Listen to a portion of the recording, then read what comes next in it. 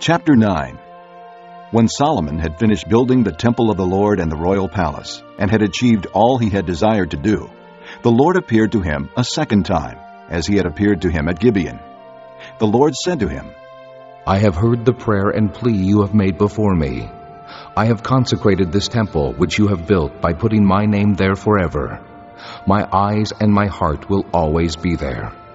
As for you, if you walk before me in integrity of heart and uprightness, as David your father did, and do all I command and observe my decrees and laws, I will establish your royal throne over Israel forever, as I promised David your father when I said, You shall never fail to have a man on the throne of Israel.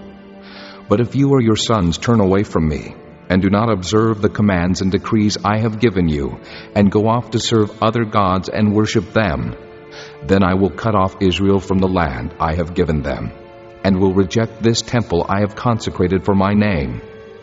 Israel will then become a byword and an object of ridicule among all peoples. And though this temple is now imposing, all who pass by will be appalled and will scoff and say, Why has the Lord done such a thing to this land and to this temple? People will answer, Because they have forsaken the Lord their God, who brought their fathers out of Egypt, and have embraced other gods, worshiping and serving them. That is why the Lord brought all this disaster on them. At the end of 20 years, during which Solomon built these two buildings, the temple of the Lord and the royal palace, King Solomon gave 20 towns in Galilee to Hiram king of Tyre, because Hiram had supplied him with all the cedar and pine and gold he wanted. But when Hiram went from Tyre to see the towns that Solomon had given him, he was not pleased with them. What kind of towns are these you have given me, my brother? He asked. And he called them the land of Cabul, a name they have to this day. Now Hiram had sent to the king 120 talents of gold. Here is the account of the forced labor King Solomon conscripted to build the Lord's temple, his own palace, the supporting terraces, the wall of Jerusalem, and Hazor, Megiddo, and Gezer. Pharaoh, king of Egypt, had attacked and captured Gezer. He had set it on fire. He killed its Canaanite inhabitants, and then gave it as a wedding gift to his daughter, Solomon's wife. And Solomon rebuilt Gezer. He built up Lower Beth-horon, Baalath, and Tadmor in the desert within his land, as well as all his store cities and the towns for his chariots and for his horses, whatever he desired to build in Jerusalem, in Lebanon, and throughout all the territory he ruled.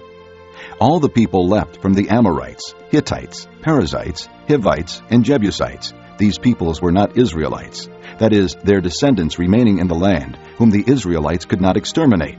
These Solomon conscripted for his slave labor force, as it is to this day.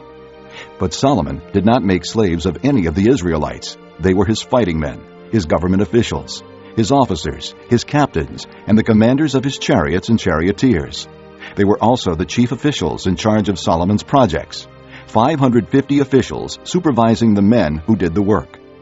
After Pharaoh's daughter had come up from the city of David to the palace Solomon had built for her, he constructed the supporting terraces. 3 times a year, Solomon sacrificed burnt offerings and fellowship offerings on the altar he had built for the Lord, burning incense before the Lord along with them, and so fulfilled the temple obligations. King Solomon also built ships at Ezion-Geber, which is near Elath in Edom, on the shore of the Red Sea. And Hiram sent his men, sailors who knew the sea, to serve in the fleet with Solomon's men. They sailed to Ophir, and brought back 420 talents of gold, which they delivered to King Solomon.